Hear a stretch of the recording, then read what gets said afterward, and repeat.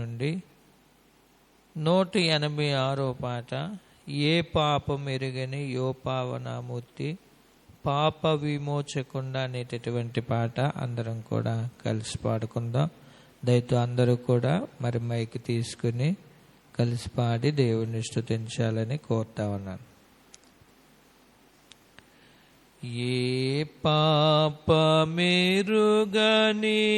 యో పావనామూర్తి పాప విమోచకుండా నా పాలి దైవమా నా పాపముల కొరకి పాట్లు నొందినావా. నా పాలి దైవమా నా పాపముల కొరకి పాట్లు నొందినావా. ముళ్ళతో కిరీటమల్లిని శిరముపై జల్లాటమున మొత్తిరా. ముళ్ళ పోట్లకు శిరము తల్లడిల్లగ సమ్మ సిల్లిపోతివి రక్షక. ముళ్ళ పోట్లకు శిరము తల్లడిల్లగ సమ్మ సిల్లిపోతివి రక్షక. కలువరి గిరిదనక సిలువ మోయాలేక కలవరమునందిన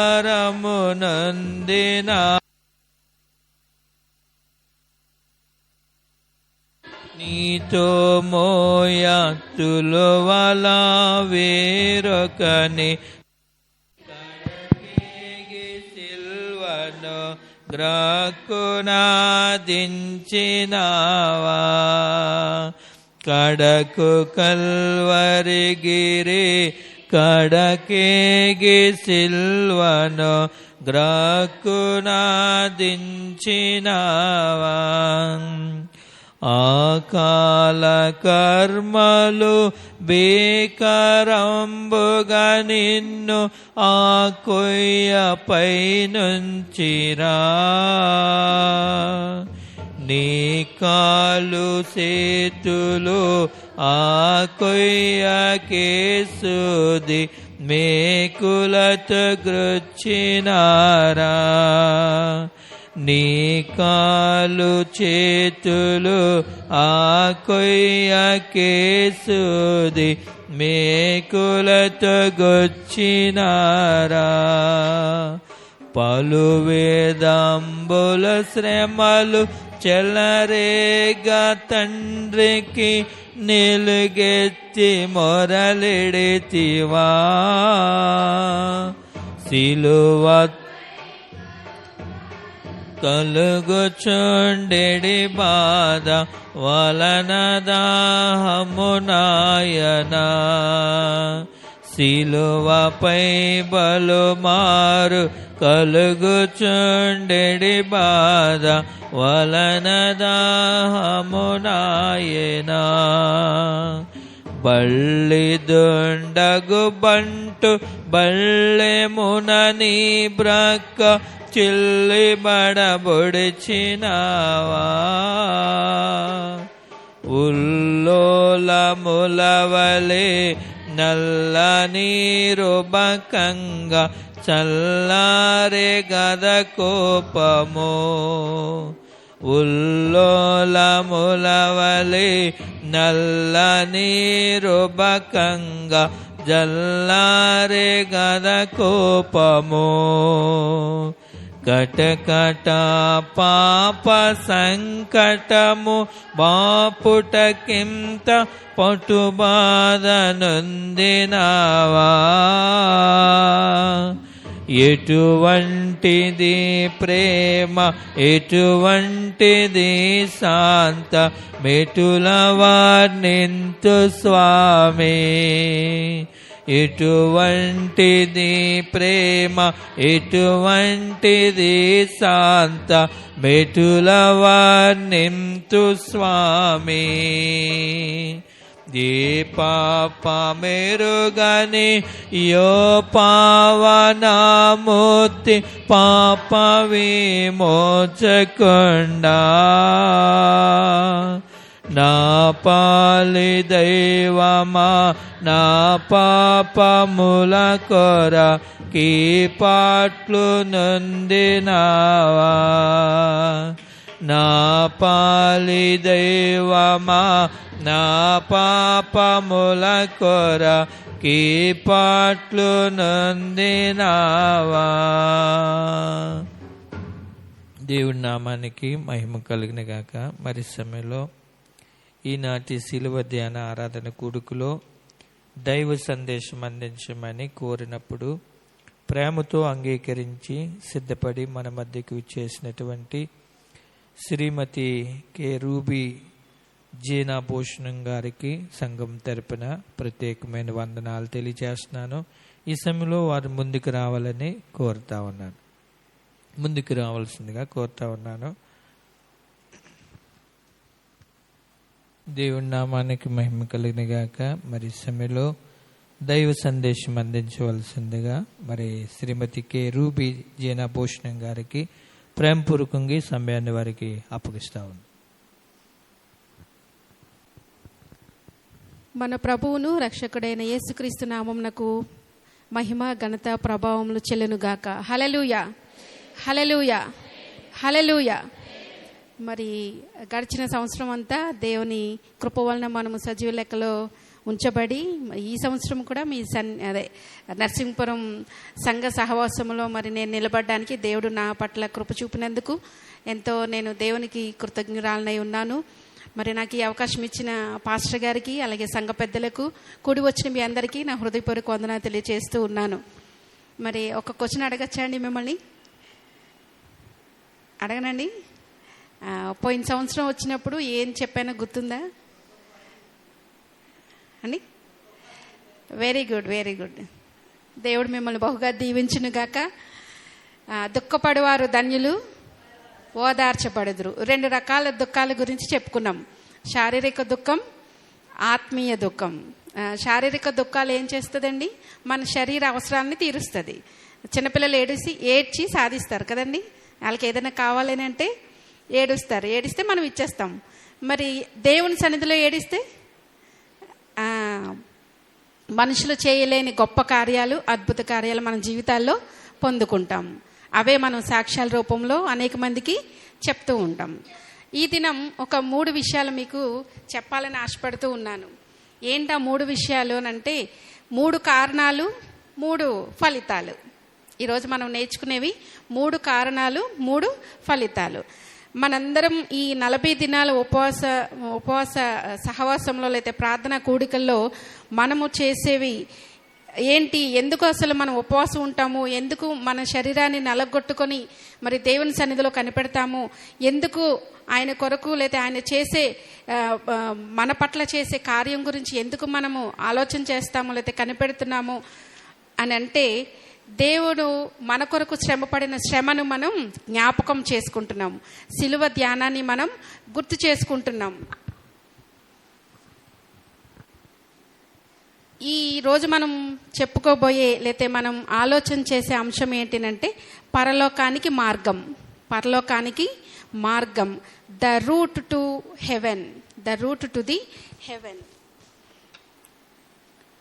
ఈ పరలోకానికి మార్గం అనే విషయాన్ని మనం ఆలోచన చేసేటప్పుడు 3 కారణాలు చెప్పుకుంటాం, అలాగే 3 ఫలితాలు. ఆ కారణాలకి రిజల్ట్గా లేతే లాస్ట్లో మనకి వచ్చే ఫలితం ఏంటి, మనకి కలిగే లాభం ఏంటో మనం చూద్దాం. మనం ఇందాక చదువుకున్న పాఠ్యభాగంలో క్రొత్త నిబంధన పాఠ్యభాగంలో మనం చూసాం.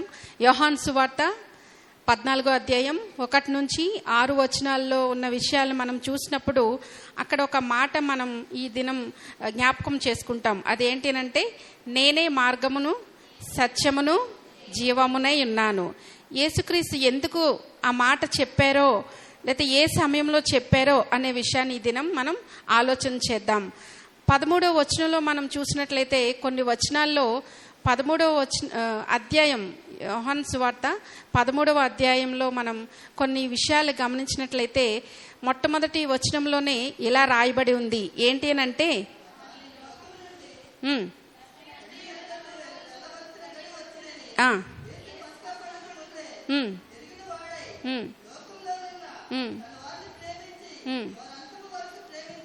ఇక్కడ ఏ గడియ వచ్చిందండి? వెళ్ళవలసిన గడియ అంటే లోకమును విడిచి తండ్రి యొద్దకు వెళ్ళవలసిన గడియ వచ్చింది.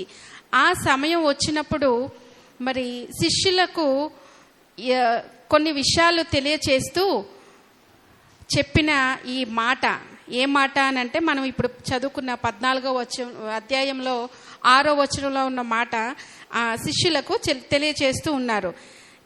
అంటే అక్కడున్న పరిస్థితి ఎలా ఉంది అని అంటే మొట్టమొదటిగా యేసుక్రీస్తు ఈ లోకాన్ని విడిచి తండ్రి యొద్దకు వెళ్తారు. వెళ్ళేటప్పుడు మరి వెళ్ళిపోయిన తర్వాత మరి దేవుడు ఇచ్చిన శక్తి లేదా పరిశుద్ధాత్మ అనుభవం శిష్యులకు ఉండాలి అని ఆయన కోరుకుంటూ శిష్యులను ధైర్యపరుస్తున్నాడు. శిష్యులకు మార్గాన్ని సిద్ధం చేయడానికి లేదా ఆయన్ని నమ్ముకున్న వారికి పరలోక రాజ్యం సిద్ధం చేయడానికి యేసుక్రీస్తు ఈ లోకాన్ని విడిచి వెళ్ళవలసిన సమయం ఆసన్నమయ్యింది. అదే 13వ అధ్యాయంలో 21వ వచనంలో చూడండి.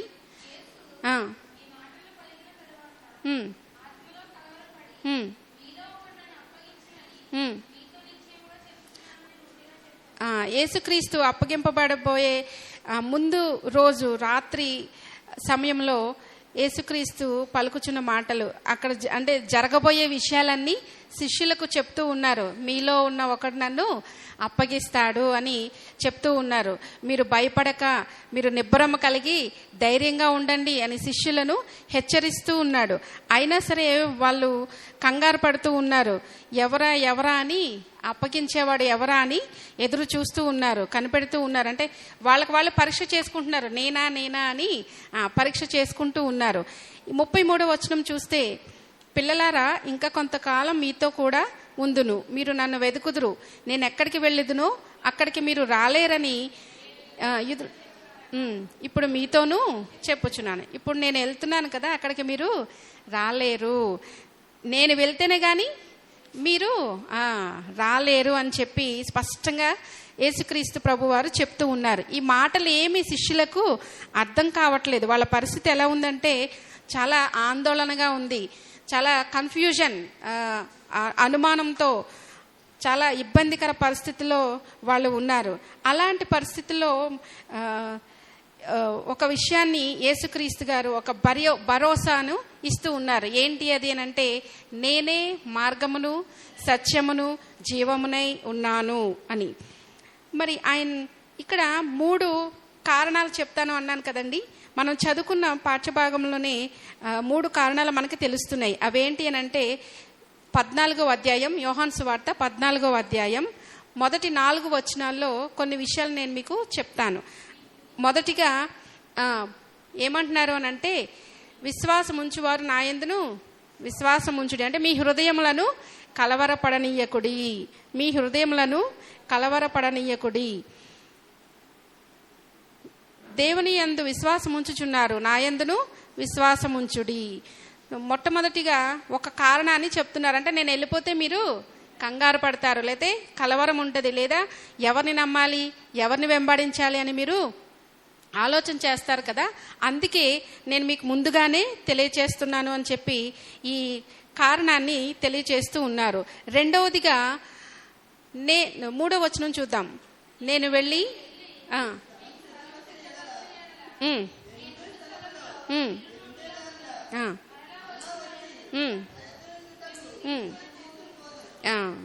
రెండవ విషయం ఏంటంటే, రెండో కారణం ఎందుకు వెళ్తున్నారు ఆయన, యేసుక్రీస్తు ప్రభు వారు ఎందుకు వెళ్తున్నారు పరలోకానికి? మన కొరకు స్థలము సిద్ధపరచడానికి. అప్పటి కాలంలో శిష్యులకు, దేవుని నమ్మిన వారికి స్థలం సిద్ధపరచడానికి ఆయన ముందుగా వెళ్తున్నాను అనే ఒక కారణాన్ని మనం ఇక్కడ చూస్తూ ఉన్నాము. ఇంకొక కారణం ఏంటి అని అంటే, శిష్యులకు మీరు అంటే నేను వెళ్ళిపోయిన తర్వాత మీకు చాలా శోధనలు వస్తాయి, చాలా పరీక్షలు వస్తాయి. సాతాను మిమ్మల్ని చాలా రకాలుగా మిమ్మల్ని ఇబ్బంది పెడతాడు. అందుకే మీరు విశ్వాసాన్ని అంటే ఆ శోధనలు కానీ శ్రమలను కానీ సహించడానికి మీరు విశ్వాసంలో బలముగా ఉండాలి అనే మూడో హెచ్చరిక లేదా మూడో కారణాన్ని ఇక్కడ తెలియచేస్తూ ఉన్నాడు. ఈ 3 కారణాలు ఏంట 3 అనంటే, యేసుక్రీస్తు ప్రభువారు చనిపోకముందు, బంధింపబడి చనిపోకముందు అంటే సిలువకు అప్పగింపబడక ముందు శిష్యులను సిద్ధపరుస్తూ ఉన్నారు. ఎలా సిద్ధపరుస్తున్నారు అని అంటే, ఎలా విశ్వాసాన్ని కాపాడుకోండి, నేను వెళ్ళి మీకు స్థలం సిద్ధపరుస్తాను, మీరు నాతో కూడా. 3వ కారణం ఏంటనంటే, నేను వెళ్ళి మీ కొరకు స్థలం సిద్ధపరుస్తాను. 3 విషయాలు 3 కారణాలు మనం చూసాం. సరే, మనం ఇప్పుడు రూట్ గురించి అంటే మార్గం గురించి మాట్లాడుకుందాం. నేనే మార్గమును సత్యమును జీవం. మొదటి ఫలితం, ఇప్పుడు యేసుక్రీస్తు ప్రభువారు సిలువకు అప్పగింపబడి శ్రమలు అనుభవించి మన పాపముల గురించి ఆయన సిలువలో రక్తాన్ని కార్చి మనకు విడుదల అనుగ్రహించారు. అలా అనుగ్రహించకపోతే ఈ దినం మనం ఇలా సంతోషంగా కానీ లేదా మనం సమాధానంగా కానీ దేవుల్లో ఆనందాన్ని మనం అనుభవించలేము.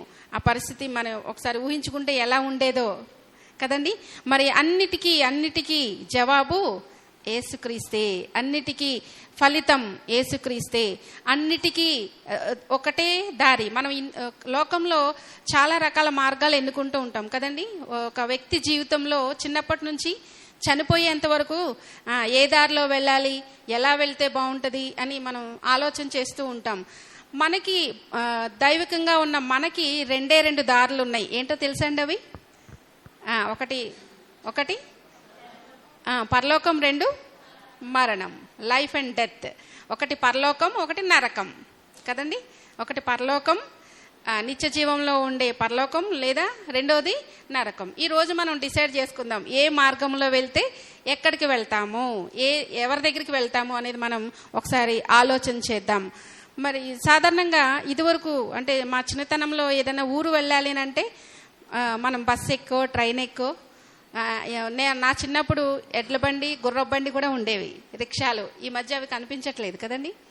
గుర్ర బండి ఉందండి, ఉంది, కానీ పెళ్ళిళ్ళ టైంలోనే వాడతారు.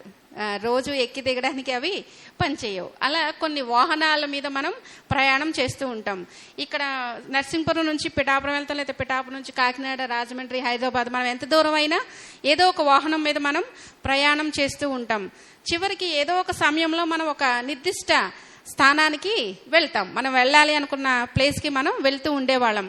ఒక్కొక్కసారి దారి మళ్ళీపోతే అంటే మా తాత అమ్మమ్మ కాలంలో వాళ్ళు దారి తప్పిపోతే తిరిగి చేరడానికి చాలా సమయం పట్టేది.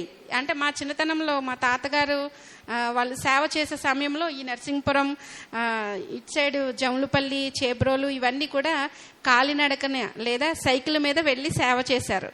మాకు చిన్నప్పుడు చెప్తా ఉండేవారు. లైట్లు కూడా ఉండేవి కదా, లాంతర్లు పట్టుకుని సైకిల్ మీద పాటలు పాడుకుంటూ ఎంత రాత్రైనా, ఎంత ఎండైనా, ఎంత వర్షమైనా సైకిళ్ళ మీద వాళ్ళు కష్టపడి వెళ్ళి సేవ చేసి, మరి ఈ దినాన మేము ఇంత ఆశీర్వాదకరంగా ఉన్నామనంటే వాళ్ళు చేసిన సేవ ప్రతిఫలమే నేను చెప్పగలను. అలాగే ఇప్పుడున్న రోజుల్లో మనం చాలా ఈజీ, ఫోన్ చేస్తే కారు ఇంటికి వచ్చేస్తుంది కదండి. లేదా మనకి ఏది కావాలంటే, ఎలాంటి కారు కావాలో, ఏసీది కావాలో, మామూలుది కావాలో ఫోన్ చేస్తే మనకి ఇంటికి చాలా చాలా సుఖమైన జీవితాన్ని, సుఖమైన మన పరిస్థితులు మనం మనకు నచ్చినట్టు మార్చుకుంటున్నాం, చేసుకుంటున్నాం. అంటే ఇదంతా దేవుని కృప వల్లనే. ఈ మధ్య ఇంకా సులువైపోయింది ఏంటంటే, మనకి తెలియని ప్రాంతాలకు కూడా మనం ఈజీగా హ్యాపీగా వెళ్ళగలుగుతున్నాం. ఎలా వెళ్తున్నాం?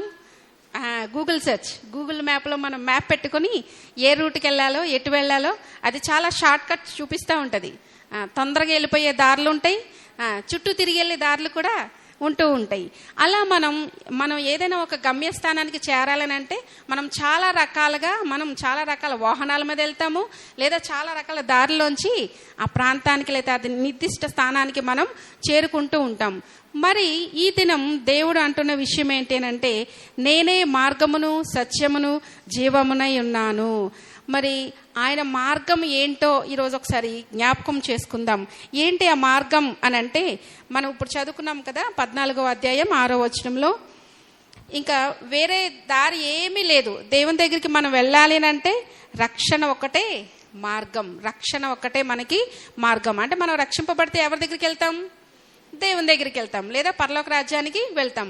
ఒకవేళ రక్షింపబడలేదు లేదా దేవుని మనం తెలుసుకోలేదు, నమ్మలేదు అంటే ఎక్కడికి వెళ్తాం? మనకి బాగా తెలుసు కదండి. దేవుల్లో ఉంటే పరలోక రాజ్యానికి వెళ్తాం, దేవుల్లో లేకపోతే నరకానికి వెళ్ళిపోతాం.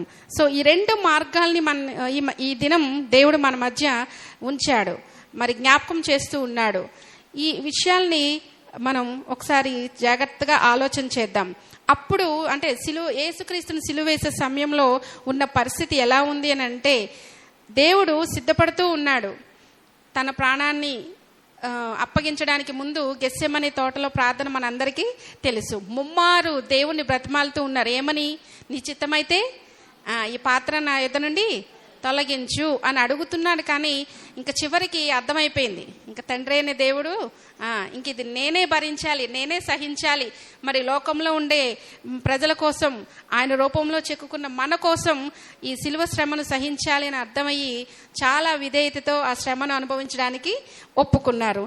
ఒప్పుకున్న తర్వాత అప్పుడున్న పరిస్థితులు అంటే శిష్యులు ఎలా ఉన్నారు, అక్కడున్న ప్రజలు ఎలా ఉన్నారు అని అంటే చాలా కన్ఫ్యూజన్లో, అంటే ఏంటి ఇలా జరుగుతుంది, ఇంతకాలం మనతో ఉన్నారు కదా, మమ్మల్ని నడిపించారు కదా, మాకు విశ్వాసంలో ఎలా ఉండాలో, ఎలాగ దేవుని కార్యాలు చెయ్యాలో, లేకపోతే ఎలాగ సాతాన్ని జయించాలి, ఇవన్నీ మనకి మాదిరిగా అన్ని చూపిస్తున్నారు కదా, మరి ఇప్పుడు సడన్గా ఈయన వెళ్ళిపోతే ఎలాగ మా పరిస్థితి అని శిష్యులు ఆలోచన చేసుకుంటూ భయపడుతున్నారు. వాళ్ళకున్న గొప్ప భయాన్ని తొలగించడానికి యేసుక్రీస్తు ముందుగా వెళ్ళి మార్గాన్ని సిద్ధపరిచారు. మనం ఇప్పుడు చదువుకున్న ఈ అధ్యాయంలోనే 1 నుంచి 4వ వచనం వరకు చూస్తే, మీ హృదయములను కలవరపడనీయకుడి. యేసుక్రీస్తు ఒక భరోసా ఇస్తున్నారు శిష్యులకు. ఏమని? నేను వెళ్ళిపోయినా నేను మిమ్మల్ని ఏమీ విడిచిపెట్టను సో అని ఒక భరోసా ఇస్తున్నారు. ఇంకా ఏమంటున్నారు? నాయందు విశ్వాసం ఉంచుడి, నాయందు విశ్వాసం ఉంచండి. అమ్మ నేను వెళ్ళిపోయినా నేను మిమ్మల్ని విడిచిపెట్టను, మీరు నన్ను నమ్మి నన్ను వెంబడించండి, నా యందు విశ్వాసం ఉంచండి. ఆ తర్వాత అంటున్నారు 3వ వచనంలో, నేను వెళ్ళి మీకు స్థలము సిద్ధపరుస్తాను. ఏం చేస్తాను? నేను ఎందుకు వెళ్తున్నాను అసలు? మిమ్మల్ని విడిచిపెట్టి నేను ఎందుకు వెళ్ళాల్సి వస్తుంది అని అంటే స్థలము సిద్ధపరచడానికి. యేసుక్రీస్తు తండ్రి యొద్దకు వెళ్ళి మన కొరకు స్థలాన్ని సిద్ధపరుస్తున్నారు. ఆ స్థలంలో ఎవరుంటారు అని అంటే 3వ వచనంలోనే చివరిలో ఉందో చూడండి, నేనుండు స్థలములో మీరును ఉండులాగున మరలా వచ్చి నా యొద్ద ఉండుటకు మిమ్మల్ని తీసుకుని వెళ్తాను. ఆయన అక్కడే ఉండిపోవడానికి వెళ్ళట్లేదండి, మళ్ళా వచ్చి మనల్ని తీసుకెళ్తారు. అంటే శిష్యులతో పాటు మనల్ని కూడా ఆయన యొద్దకు తీసుకువెళ్తానని చెప్పినప్పుడు వెంటనే 5వ వచనం చూస్తే ఒకసారి తోమా అడుగుతున్నాడు,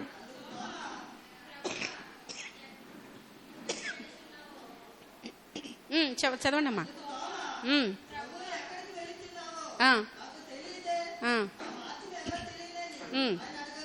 చూడండి ఇక్కడ వెంటనే తోమాకి మామూలుగానే తోమా ఎలాంటి వాడండి తెలుసా మీకు అండి? అనుమానం ఎక్కువ. ఏది చెప్పినా ఇది నిజమా, ఇది అవునా కాదా అని ఆలోచించే వ్యక్తిత్వం కలిగిన తోమా వెంటనే యేసుక్రీస్తు ఈ మాటలు చెప్తుంటే ఏమంటున్నాడు? ప్రభువా ఎక్కడికి వెళ్ళొచ్చున్నావో మాకు తెలియదే, ఆ మార్గం ఎలాగో తెలియనని ఆయనను అడుగగా, అంటే మరి నేనే మార్గం అని అంటున్నావు కదా, ఆ మార్గం ఎలా ఉంటుంది, ఎలా వెళ్ళాలి అని వెంటనే అడుగుతున్నాను. నువ్వు ఎక్కడికి వెళ్తున్నావో మాకు తెలీదు అని వెంటనే తోమా అనేసరికి వెంటనే 6వ వచనంలో దానికి సరి అయిన జవాబు, విశిష్టమైన ఒక ప్రత్యేకమైన జవాబు అక్కడ చెప్పడం మనం చూస్తున్నాం. యేసు నేనే మార్గమును సత్యమును జీవమును, నా ద్వారానే తప్ప ఎవడును తండ్రి యొద్దకు రానేరడు లేదా చేరడు, తండ్రి యొద్దకు రాడు అని ఖచ్చితంగా చెప్తూ ఉన్నారు. అంటే ఇప్పుడు మనం పరలోకానికి వెళ్ళాలి అంటే ఎవరి ద్వారా వెళ్ళాలి? దేవుని ద్వారానే. యేసుక్రీస్తు మార్గం అంటే యేసుక్రీస్తులో ఉంటే ఆయన ద్వారానే మనం పరలోకానికి వెళ్తాం. ఐ ఆమ్ ద వే, నేనే మార్గమును, నా ద్వారా తప్ప ఎవడను తండ్రి యొద్దకు రానేరడు లేదా రాడు అని ఖచ్చితంగా ప్రభు అయిన యేసుక్రీస్తు సెలవిస్తూ ఉన్నారు. ఇంకొక వేరే మార్గం ఏమీ లేదు. దేవుని అంటే యేసుక్రీస్తే మార్గము ద వే. మార్గము అంటే ఏంటో ఒకసారి చూద్దాం. యేసుక్రీస్తు చెప్పిన ఈ సువార్త పాఠాల్లో, ఈ 4 సువార్త పాఠాల్లో కూడా మార్గము, నేనే మార్గము అని చాలాసార్లు మనం చదువుతూ ఉంటాం. ఈ చదివిన ప్రతిసారి ఆయనే మార్గం అన్నారు, కానీ నేను మీ కొరకు దారేస్తాను, లేకపోతే రోడ్ వేస్తాను, నేను ఎలా వెళ్తున్నాను మీరు అలా వచ్చేయండి అని ఎక్కడా చెప్పలేదు. సో ప్రిపేర్ చేస్తున్నారు, మనల్ని ప్రిపేర్ చేస్తున్నారు. అంటే దేవుళ్ళలాగా మనం ప్రేమ కలిగి ఉండాలి, ఇతరులను క్షమించాలి, దీనత్వం కలిగి ఉండాలి, విరిగి నలిగిన హృదయంతో ఆయన్ని సేవించాలి, యేసుక్రీస్తునందు మనం విశ్వాసం ఉంచాలి. ఈ 4 పనులు మనం చేస్తే ఆయన మార్గం గుండా మనం వెళ్ళగలం. ఇదే విషయాన్ని మరి మత్తయి సువార్తలో కూడా మనం చూస్తాం.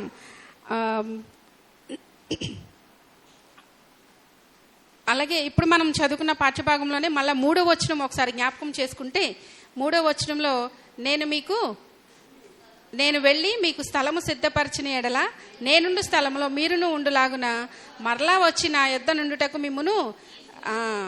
ఇప్పుడు దేవుడే మనకి మార్గం, దేవుడే మనకి దారి. అంటే మనం వెళ్ళే ఏ దారిని ఎంచుకోవాలి? నరకానికి వెళ్ళే దారిని ఎంచుకోవాలా, నిత్య జీవం లేదా పరలోకం వెళ్ళే దారిని మనం ఎంచుకోవాలి. అంటే యేసుని వెంబడిస్తే మనం పరలోకం వెళ్తాం, మనందరికీ తెలిసిన విషయం. మరి లోకాన్ని అనుసరిస్తే లేదా సాతాన్ని వెంబడిస్తే నరకానికి వెళ్ళిపోతాం కదండి. ఆడు బలవంతంగా లాక్కెళ్ళిపోతాడు, అవునా కదండి. చిన్నప్పుడు మా అమ్మమ్మ కథలు చెప్తా ఉండేవారు. ఆ కథలు చెప్పినప్పుడు అన్ని అంటే మేము వినే కథలన్నీ కూడా ఒక నీతి, చివరిలో ఒక నీతి వాక్యాలతో కూడిన కథలు మేము వినేవాళ్ళం. మా మావయ్య అంటూ ఉండేవాడంటండి, ఒరే నువ్వు అల్లరి చేస్తున్నావు, అబద్ధాలు ఆడుతున్నావు, నువ్వు ఇలా ఉంటే దేవుని దగ్గరికి రాలేవు, మేము చనిపోతే దేవుని దగ్గరికి వెళ్తాం, దోతలు వచ్చి మమ్మల్ని తీసుకెళ్ళిపోతాయి, పరలోక రాజ్యంలో దేవునితో పాటు మేము చాలా సంతోషంగా ఉంటాం, నువ్వేమో నరకంలో ఉండి ఆ మంటని లేదా అగ్నిని, ఆ భయంకరమైన వేదన నువ్వు అనుభవిస్తావు అని అంటే మా మావయ్య అన్నాడటండి, ఏం లేదు అమ్మ, నేను నీ పౌచింగ్ ఉంటుంది కదండి చీర, అది పట్టుకుని నీతో పాటు వచ్చేస్తాను అనేవాడటండి. ఎన్నిసార్లు చెప్పినా అదే మాట అనేవాడట. అది మాకు చెప్పారు. అంటే ఎవరి చేసిన పనులకు, ఎవరు చేసిన పాపానికి వారే ప్రతిఫలం అనుభవిస్తారు. అంటే నేను నీతిగా ఉంటే నా వెనుకున్న వాళ్ళు నాతో పాటు రారండి. ఎవరి నీతి, ఎవరి పరిశుద్ధత వాళ్ళదే. అందుకే యేసుక్రీస్తు కూడా ఆయన పరిశుద్ధంగా జీవించారు.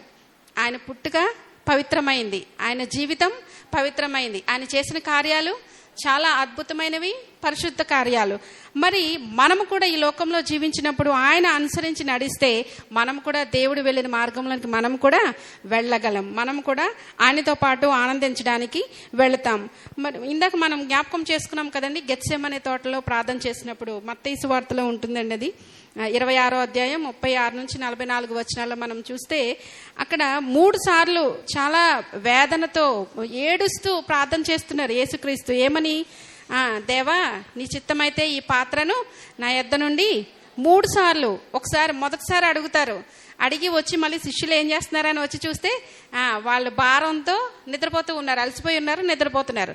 వాళ్ళు లేపి ప్రార్థన చేయమని మళ్ళా వెళ్ళి రెండోసారి మళ్ళా అదే ప్రార్థన చేస్తున్నారు. ఆయన కొంత సమయం అయిన తర్వాత మళ్ళా శిష్యుల దగ్గరికి వచ్చి చూస్తారు, వీళ్ళు ఏం చేస్తున్నారు, ప్రార్థన చేస్తున్నారా లేదా అని చూస్తే మళ్ళా వాళ్ళు శరీర భారంతో వాళ్ళు నిద్రపోతూ ఉన్నారు. మళ్ళీ వాళ్ళు లేపి మళ్ళా వెళ్ళి మళ్ళా ఆ కొండపైన ఏకాంతంగా ప్రార్థన చేస్తూ మళ్ళా అడిగి, ఇంకా 3వసారి అడిగేసరికి దేవుని నుంచి, తండ్రి అయిన దేవుని నుంచి ఏం సమాధానం రాకపోయేసరికి యేసుక్రీస్తుకి అర్థమైంది, నేనే శ్రమ పడాలి, వేరే వాళ్ళు ఎవ్వరూ ఈ పని చేయలేరు, దేవుడు నన్ను ఎన్నుకున్నాడు అని చెప్పి అర్థమయ్యి ఇంకా దృఢ నిశ్చయంతో మరి శిలువ శ్రమను సహించడానికి ఆయన అంగీకరించారు, ఒప్పుకున్నారు.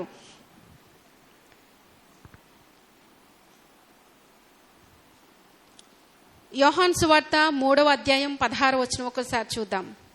యోహాను సువార్త 3వ అధ్యాయం 16వ వచనం.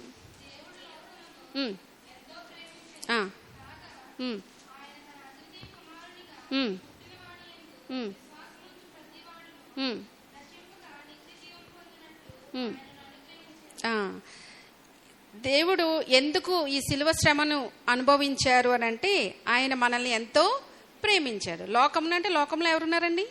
మనమే కదా. మనల్ని ఆయన ఎంతో ప్రేమించారు. అందుకే తండ్రి అయిన దేవుడు తన కుమారుని యందు విశ్వాసం ఉంచి ప్రతివాడు నశింపక నిత్య జీవం పొందినట్లు ఆయనను ఈ లోకానికి పంపించారు. ప్రభు అయిన యేసుక్రీస్తుని ఈ లోకానికి పంపించారు. ఇది మనందరికీ తెలిసిన విషయం. అందుకే శిష్యులను కూడా హెచ్చరిస్తూ ఉన్నాడు, మీకు శ్రమలు వస్తాయి, నేను వెళ్ళిపోయిన తర్వాత మీరు చాలా ఇబ్బందులు పడాలి, మిమ్మల్ని కూడా హింసిస్తారు, దానికి మీరు విశ్వాసంతో వాటిని జయించడానికి సిద్ధంగా ఉండాలి అని హెచ్చరిస్తూ ఉన్నారు. రెండవదిగా సత్యము. నేనే సత్యమును, మార్గమును, సత్యమును. సత్యం అంటే మనందరికీ ఈ మధ్య కాలంలో చిన్నప్పుడు ఏదైనా మాట చెప్తే అదే చేసేవాళ్ళం, అదే వినేవారు, అదే నమ్మేవారు, అదే చేసేవారు. ఇప్పుడు ఇలా ఎందుకు చేయాలి, ఇలా కూడా చేయొచ్చు కదా, ఇలాగే ఎందుకు చేయాలి, నేను నాకు నచ్చినట్టు చేస్తాను, అంటే నేను ఏది నమ్ముతానో, నేను ఏది నిజం అనుకుంటానో అదే చేస్తాను అన్న భయంకరమైన స్థితిలో ఈ దినం ఉన్న ప్రపంచం మనం చూస్తూ ఉన్నాం. సత్యము అంటే చాలా విలువిస్తాం కదండి. అబద్ధం అనేది చాలా తొందరగా స్ప్రెడ్ అయిపోతూ ఉంటుంది, వ్యాప్తి చెందుతుంది. నిజం అనేది ఏదో సామెత కూడా ఉంది, నిజం నిలకడగా తెలుస్తుంది అని. సో నిజం ఎప్పుడు నిజంగానే ఉంటుంది, అబద్ధమే రకరకాలుగా మారిపోతూ ఉంటుంది. ఒక్కొక్కసారి అబద్ధం నిజం అవ్వచ్చు, నిజం అబద్ధంగా మార్చే పరిస్థితులు వస్తాయి. కానీ ఎప్పటికైనా నిలబడేది నిజం లేదా సత్యం. అందుకే యేసుక్రీస్తు కూడా ఒక మాదిరిని ఉంచి వెళ్ళారు, అదే సత్యము. ఆయన సత్యంగా జీవించారు. ఆయన ఎందుకు ఈ లోకానికి వచ్చారో ఆ పనిని సత్యముగానే పూర్తి చేయగలిగారు.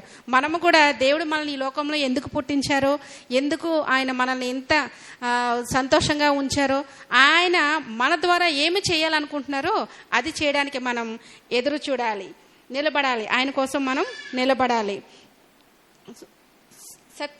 సత్యము అంటే దేవుడు మనకి చూపించిన ఈ మాదిరి, రక్షణ, విశ్వాసం, ఆయన మీద నమ్మకం ఉంచడం అనేది సత్యము. ఇప్పుడు మనం అందరం నమ్మేం కదండి, యేసుక్రీస్తు మన కొరకు పుట్టాడని, మన కొరకే, మన పాపం, నా పాపముల కొరకే, మీ పాపముల కొరకే ఆయన సిలువలో బలయ్యారని మనం అందరం నమ్మాము. ఆయన సత్యం. అందుకే ఆయన సిలువ యాగాన్ని మనం నమ్మాము కాబట్టి 40 దినాలు ఉపవాసం ఉండి ప్రార్థన చేసి దేవుని సన్నిధిలో కనిపెట్టి మనం గొప్ప మేలులు పొందుకుంటాం. మనం నమ్మకపోతే దేవుని మహిమను చూడలేము, దేవుని రక్షణ ఆనందాన్ని మనం అనుభవించలేము. చివరిగా నేనే జీవము. బ్రతికిన వాళ్ళందరినీ ఏమంటారండి, వీళ్ళలో ప్రాణం ఉంది లేదా జీవం ఉంది అంటాం. చచ్చిపోతే ఏముండదు, ఇంకా మట్టిలో కలిసిపోతాం. కానీ మనకి దేవుడిచ్చిన గొప్ప భాగ్యం ఏంటంటే చనిపోయినను మరలా జీవంతో తిరిగి లేస్తాము, మరలా జీవంతో మనం తిరిగి లేస్తాము అనే విషయం. 4వ వచనంలో ఒకసారి చూద్దాం, చూడండి. నేను వెళ్ళుచున్న మార్గమున స్థలమునకు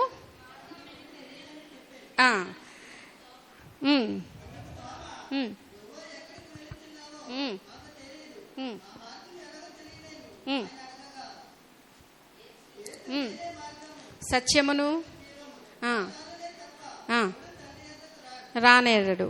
ఇందాక మనం చదువుకున్నాం కదండి, మనందరికీ కంఠస్థ వాక్యం, దేవుడు లోకమును ఎంతో ప్రేమించిన, అందుకే ఆయన మనకు జీవాన్ని ఇవ్వడానికి ఈ లోకంలోనికి వచ్చాడని ఆ సత్యం మనందరికీ తెలుసు. మనం నమ్మేము కాబట్టి మన కొరకు దేవుడు ఈ లోకానికి వచ్చాడని నమ్మి విశ్వసించి ఆయన యందు బాప్తిసం తీసుకుని లోకంలో అనేక మందికి మార్గాన్ని మనం చూపించగలుగుతూ ఉన్నాము. మనకి నిత్య జీవం ఇవ్వడానికే ఆయన ఈ లోకానికి వచ్చారు. నిత్య జీవం ఇవ్వడానికే ఆయన సిలువ మరణాన్ని అనుభవించారు. నిత్య జీవం ఇవ్వడానికే ఆయన సిలువలో రక్తాన్ని మన కొరకు, మన పాపముల విడుదల కొరకు ఆయన కార్చినట్టు మనం చూస్తూ ఉన్నాం. మరి మనం ఏం చేస్తున్నాం? మనం చక్కగా చదువుకున్నాం, ఈ 3 మాటలు మనకు గుర్తుంటాయి కదండి. సత్యము, నేనే మార్గమును, సత్యమును, జీవమునై ఉన్నాను. ఆయన మనకి మార్గాన్ని సిద్ధపరిచాడు. ఏంటి ఆ మార్గం అంటే పరలోక మార్గం. ఆ మార్గానికి చేరాలి అంటే మనమేం చేయాలి అని అంటే, మొట్టమొదటిగా మనము మన పాపాలని ఒప్పుకొని ఆయన రక్షకుడిగా అంగీకరించాలి. రెండవది ఏం చేయాలండి? ఆత్మతోనూ సత్యముతోనూ ఆయనను ఆరాధించాలి. ఎప్పుడైతే మనము సత్యాన్ని ఎరిగి ఉన్నామో, ఎప్పుడైతే ఆయనే మార్గమని మనం తెలుసుకున్నామో, ఆయనలోనే జీవం ఉందని మనం గ్రహించామో, మనము చేయాల్సిన పనులు ఏంటంటే మొదటిగా ఆయన ప్రేమను మనం అర్థం చేసుకోవాలి. ఆయన ప్రేమను మనం అర్థం చేసుకోవాలి. అంటే ఏంటి ఆ ప్రేమ? ప్రాణం పెట్టినంతగా మనల్ని ప్రేమించాడు అనే విషయాన్ని మనం ఎన్నటికీ మర్చిపోకూడదు. ఆత్మతోనూ సత్యముతోనూ మనం ఆయనను ఆరాధించాలి. ఆ తర్వాత మూడవదిగా మనం చేయాల్సిన పని ఏంటంటే మనల్ని విమోచించి పునరుద్ధరించడానికే ఆయన మనల్ని ఎన్నుకున్నాడు. మనల్ని విమోచించడానికి, పునరుద్ధరించడానికి మనల్ని ఎన్నుకున్నాడు. ఆయన మార్గంలో మనం నడుచుకొంచు మరి అనేక మందికి మార్గదర్శకంగా, ఆదర్శవంతంగా ఉండడానికి దేవుడు మనల్ని ఎన్నుకున్నాడు. అట్టి ధన్యత మనకి దేవుడు అనుగ్రహించాడు. చివరిగా ఒక వచనం చూపించి నేను ముగిస్తాను. యోహాను సువార్త 5వ అధ్యాయం. మనం కూడా పరలోక రాజ్యం వెళ్ళాలి అంటే ఏం చేయాలో అక్కడ చెప్తూ ఉన్నాడు. యోహాను సువార్త 5వ అధ్యాయం 24వ వచనం చూద్దాం.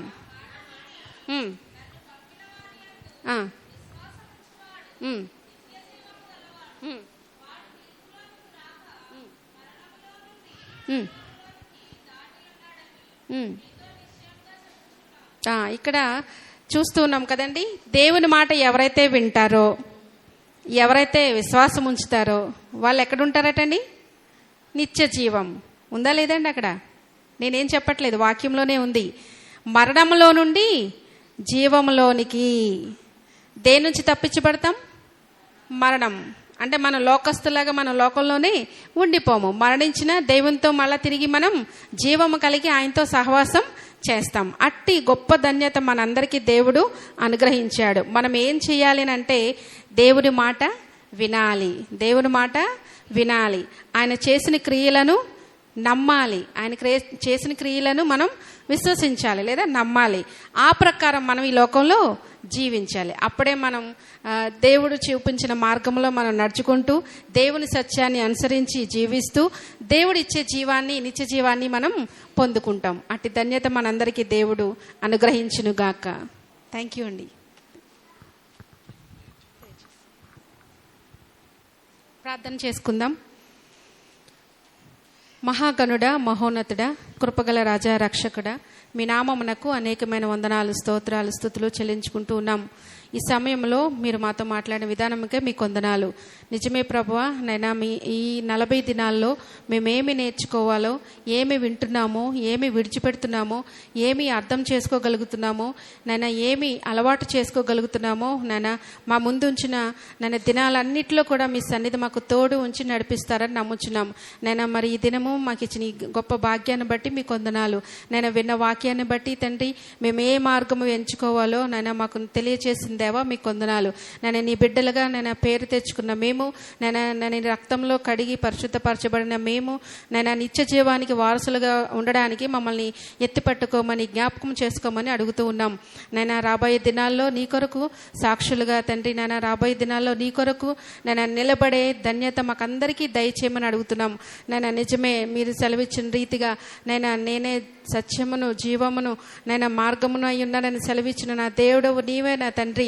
నైనా మేము నమ్మి విశ్వసించి నా ప్రభా నీ యందు కొనసాగే కృపను మాకు దయచేయండి. మా హృదయాలు కలవరపడకుండా నైనా జడియకుండా నా ప్రభా నీ వాక్యము చేత పట్టుకొని తండ్రి నన్ను నీ మార్గంలో నడిచే గొప్ప కృపను మాకు దయచేయండి నా ప్రభా. మా ముందుంచిన తండ్రి పందెపు రంగంలో నేను ఓపికగా మేము పరిగెత్తడానికి మాకు కావాల్సిన బలము, శక్తిని, ఆత్మీయ నడిపింపును మాకు అందరికీ దయచేయండి నా ప్రభా. నీ కృపలో మమ్మల్ని అందరినీ జ్ఞాపకం చేసుకుని నా తండ్రి నిత్య జీవములకు వారసులగునట్లు మమ్మల్ని జ్ఞాపకం చేసుకుంటారని నమ్ముచు యేసయ్య అతి శ్రేష్టమైన నామమును అడిగి పొంది ఉన్నాం మా తండ్రి. ఆమేన్. దేవుని నామానికి మహిమ కలుగును గాక. మరి దేవుని మహాకృపను బట్టి మంచి వర్తమానం అందించినటువంటి శ్రీమతి కె రూబీ జీనాభూషణం గారికి సంఘం తరపున నా తరపున ప్రత్యేక వందనాలు వారికి తెలియచేస్తా ఉన్నాను. మరి చక్కగా విపులంగా మనందరికి అర్థమయ్యే విధానంలో మరి చక్కగా వారు సందేశాన్ని అందించారు. పరలోకానికి మార్గము అనేటటువంటి అంశాన్ని. ఆ మార్గములో మరి 3 విషయాలు వారు తెలియచేశారు. అదే విధముగా ఆ 3 కారణాలు అనేటటువంటి విషయాన్ని వారు తెలియచేశారు. తదుపరి చివరిగా వారు ఇచ్చినటువంటి సారాంశం ఏంటంటే, మనం కూడా మరి యేసుక్రీస్తు ప్రభు వారు ఎందుకు సిలువలో మరణించారు అని అంటే, మనందరికీ కూడా నిత్య జీవము ఇవ్వడానికి. మనం నిత్య జీవంలోనికి ప్రవేశించాలి అని అంటే ఆయన మాట మనం వింటే నిత్య జీవంలోనికి ప్రవేశింతామనేటటువంటి విషయాన్ని తెలియచేశారు. ఒక ఉపమానాన్ని కూడా, ఒక కథను కూడా వారు తెలియచేశారు. అందులో ఏంటంటే నీతి ఫలము, తర్వాత పాప ఫలము అనేటటువంటిది మంచి మాట. ఖచ్చితంగా నీతి అనేటటువంటిది, మంచి పని చేస్తే మనం ఖచ్చితంగా మంచి పంటను మనం కోస్తాం. మనం ఏదన్నా పాపం చేస్తే ఖచ్చితంగా దాని ఫలం కూడా మనం ఖచ్చితంగా పొందుకుంటాం. అందులో మాత్రం తిరిగేమి కూడా ఉండదు. నీతి ఫలం ఇచ్చేవాడు దేవుడే, పాప ఫలం ఇచ్చేటటువంటి వాడు కూడా దేవుడే. ఎట్టి పరిస్థితుల్లో కూడా ఇంకా దాని నుండి మనం దాటిపోవడానికి వీలుండదు. మరి దేవుని యందు మనం విశ్వాసం ఉంచి ఆయన మాటను మనం నమ్మితే ఖచ్చితంగా మనం ఎక్కడికి చేర్చబడతామంటే నీతి మార్గంలో మనం నడిపించబడి. యేసు ప్రభు మార్గం ఎలాంటిదంటే నీతి మార్గము. ఎట్టి పరిస్థితుల్లో కూడా ఆయన మార్గములో పాపం అనేటటువంటిది ఎక్కడా కూడా తావులేదు. ఆయన మార్గాల్లో పాపము అనేటటువంటి దానికి అవకాశం ఎక్కడ కూడా లేదు. ఆయన పిల్లలుగా మరి మనం ఎవరిని వెంబడిస్తున్నాం? మనం యేసు ప్రభుని వెంబడిస్తున్నాం. మనం ఎవరిని వెంబడిస్తున్నాం? యేసు ప్రభుని వెంబడిస్తున్నాం. కాబట్టి ఆయన నీతి మార్గములో మనం నడిచినట్లయితే ఖచ్చితంగా మనం ఎక్కడ ఉంటాం? నేనుండు స్థలములో మీరును ఉండులాగన. ఆయన ఉండే స్థలంలో మనం ఉండాలి అని అంటే మనం కూడా ఏ మార్గంలో నడవాలి చెప్పండి? మనం నీతి మార్గములో, ఆయన మార్గములో, నీతి మార్గంలో నడిస్తేనే ఆయన ఉండే స్థలంలో మనం ఉంటాం తప్ప మనము మరి ఆయన మార్గములో నడవకుండా మన మార్గాల్లో మనం నడిస్తే అక్కడ అవకాశం వచ్చినప్పుడు ఆయన ఉండే స్థలంలో మనం ఉండాలంటే మాత్రం ఎట్టి పరిస్థితుల్లో కూడా అక్కడ మనుషుల దగ్గర మొక్కమాటం ఉంటుంది, కానీ ప్రభువు దగ్గర మాత్రం మొక్కమాటం అనేటటువంటిది ఉండదు. ఈ శిలువ ధ్యాన కూడికలు ఎందుకంటే, ఈ శిలువ ధ్యాన కూడికల ద్వారా దేవుని వాక్యం వినేటప్పుడు మనల్ని మనం ఏం చేయాలంటే యేసయ్య మార్గములో నడవడానికి మన జీవితాలను మనము సిద్ధపరుచుకుంటే అది మనకెంతో ఆశీర్వాదం. కాబట్టి మరి అటువంటి కృప పరిశుద్ధాత్మ దేవుడు మనకు దయచేయాలని కోరుతూ శ్రేష్టమైనటువంటి మంచి వర్తమానం అందించినటువంటి వారికి మరొకసారి ప్రత్యేక వందనాలు తెలియజేస్తున్నాను. అందరూ లేచి నిలబడదాం. ముగింపు ప్రార్థన. ప్రభు నేర్పిన ప్రార్థన దైవ ఆశీర్వాదంతో మనం సెలవు తీసుకుందాం. మహాపరిశుద్ధుడు అయినటువంటి మా ప్రియమైన పరలోకపు తండ్రి, నీకు వందనాలు నాయనా. మరి యొక్క శిలువ ధ్యాన ఆరాధన కూడుకులో తండ్రి, మరి నీ యొక్క దీన బిడ్డను మీరు నిలబెట్టుకుని మాకు అందించిన నీ మాటలను బట్టి మేము స్తుతులు చెల్లిస్తున్నాం. ఆ మాటలు మంచి నేలన పడిన విత్తనంగా మా హృదయములో మీరు నాటి 30 దంతలు 60 దంతలు 100 అంతలుగా మేము వాక్యానుసారంగా మేము ఈ భూలోకములో నడవడానికి సహాయం చేయదేవా. మరి ఇదిగో నాయనా, మరి మేము పరలోకములో నీ రాజ్యములో మేము ప్రవేశించాలి అని అంటే నైనా మరి భూమి మీద ఉన్నప్పుడే మేము నీ మార్గములో మేము ప్రయాణం చేయాలి. నైనా నీ మార్గము నీతి మార్గమై ఉన్నది. నీతి మార్గములో మేమందరం ప్రయాణము చేసి నీ ఉండు స్థలములో తండ్రి మేము ఉండులాగున నీ కృప మాకు దయచేయమని మేము కోరుతున్నాం ప్రభా.